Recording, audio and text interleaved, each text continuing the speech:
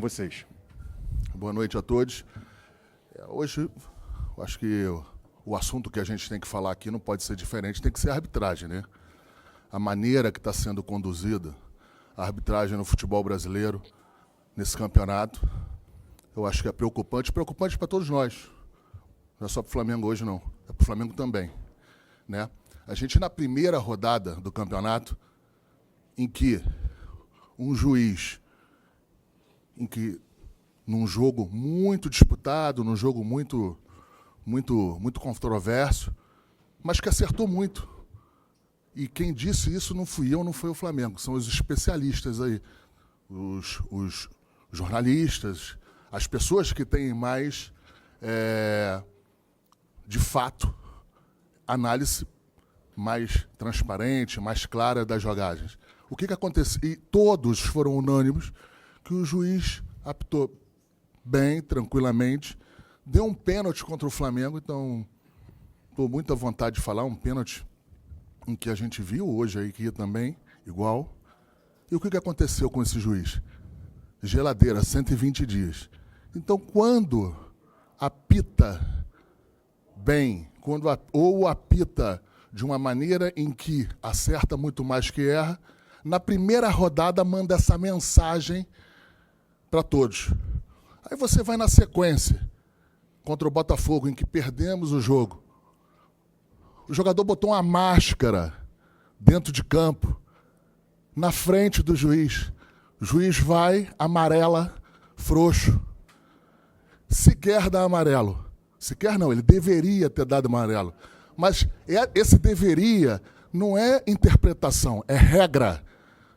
Não deu amarelo, jogada subsequente, o mesmo jogador tomou um amarelo. Então, assim, é estarrecedor o que está acontecendo. Está dando pena ver os árbitros. Pena. Quem conhece um pouquinho de futebol aí, está vendo. Estão altamente pressionados, altamente com o psicológico já chegando nos jogos em que dá até pena. Dá pena. O que eu vi no final aqui do jogo aqui, eu não quis nem falar muito. O que eu falei ali para os árbitros ali era que eles deveriam se unir, deveriam se posicionar em algumas questões em relação às acusações que foram feitas. Eu falei isso, nem reclamei. Fiquei com pena de reclamar do jogo. Então, assim, essa é a sequência, é o que está no futebol brasileiro, é uma piada o que está acontecendo. Enfim, aí você vem para o jogo de hoje. Sequer chamamos o VAR na situação do pênalti do Flamengo. Sequer chama o VAR. A tecnologia está ali exatamente para você interpretar, para você...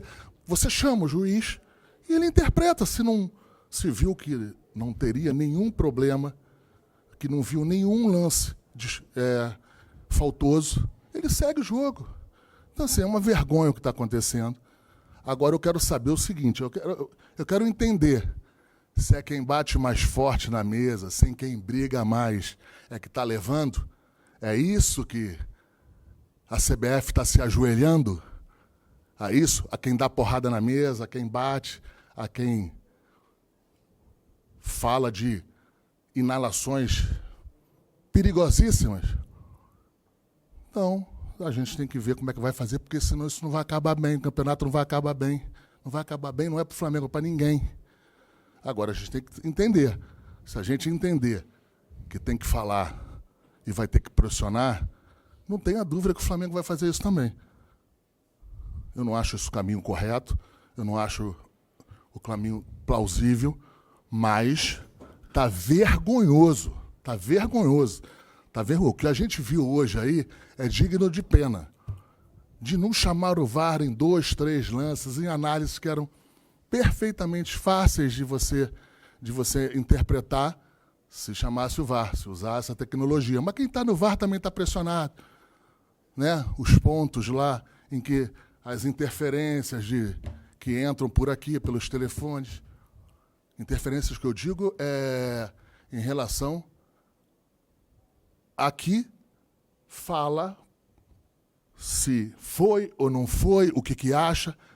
E essa interpretação tem que ser da pessoa que está ali, na hora. Então vou dar até a sugestão Eu não sei se tem isso, mas eu vou dar uma sugestão. Entrou dentro do VAR lá, não pode ter celular lá dentro, não pode ter nenhuma comunicação lá dentro que não for a comunicação, claro, que é pertinente ao êxito do trabalho, a fazer o trabalho. Então, assim, não tem... Está dando pena. Essa que é a verdade. Não sei se o Bruno quer completar, ele já falou um pouco mais, mas eu acho que ele deve contribuir com mais o que ele acha.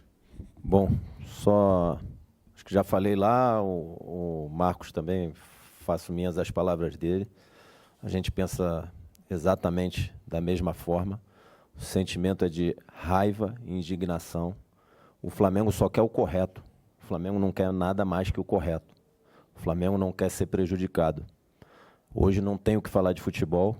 Na nossa visão, o Flamengo mereceu vencer, mas não tem o que falar de futebol, porque o que tem para falar hoje é de arbitragem do que precedeu em termos das atitudes da CBF e o que aconteceu hoje. O que aconteceu hoje aqui é uma vergonha, é de dar raiva, é de dar indignação, interferiu diretamente no resultado.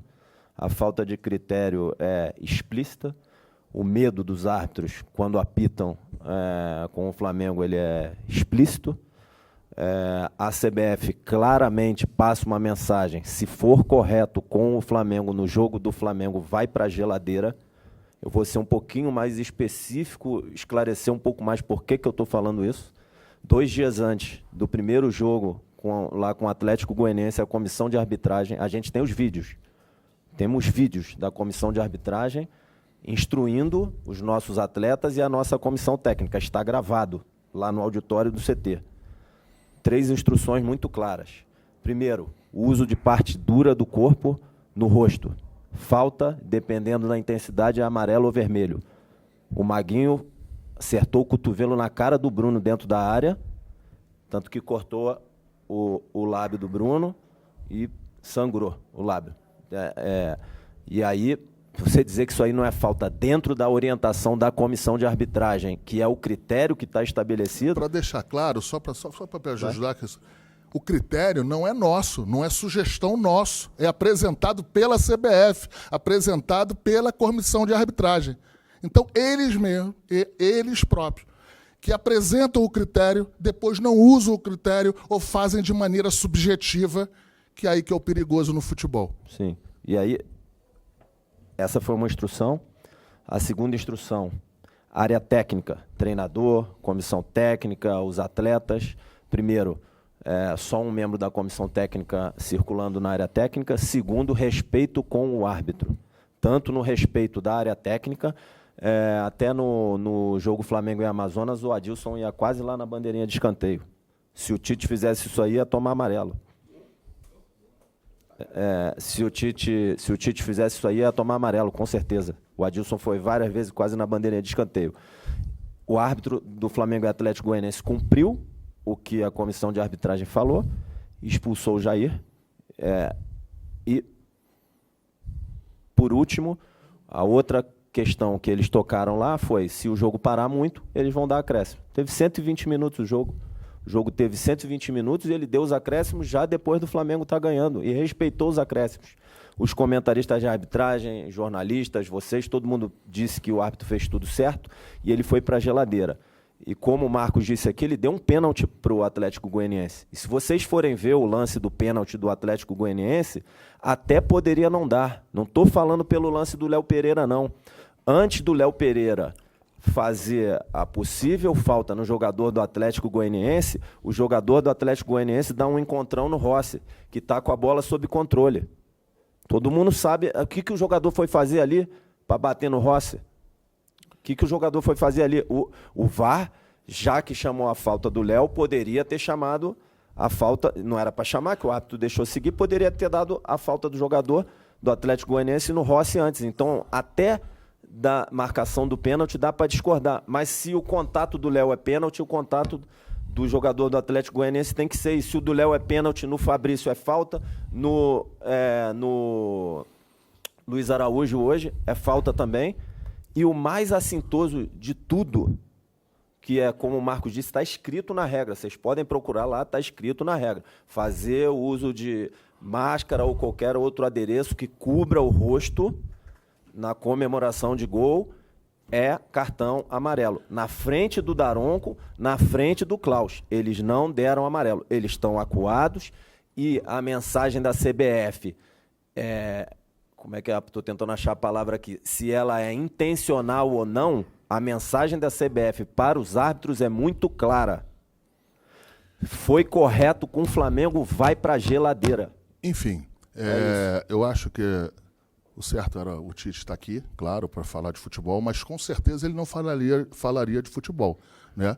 As perguntas seriam exatamente nesse sentido da arbitragem e entre ter uma exposição do técnico, entre ter uma exposição dos dirigentes, tem que ser exposto os dirigentes, até porque se o Tite vem da maneira que ele está lá no vestiário, eu acho que não seria bom para o Flamengo, não seria bom para absolutamente ninguém. Então, exatamente isso. A mensagem está dada. Agora, eu só quero saber e entender se quem grita mais é que vai levar. Que se for assim, a gente vai começar a ir por outro caminho nessa relação do dia a dia aí com o CBF, com todo mundo. Boa noite, obrigado.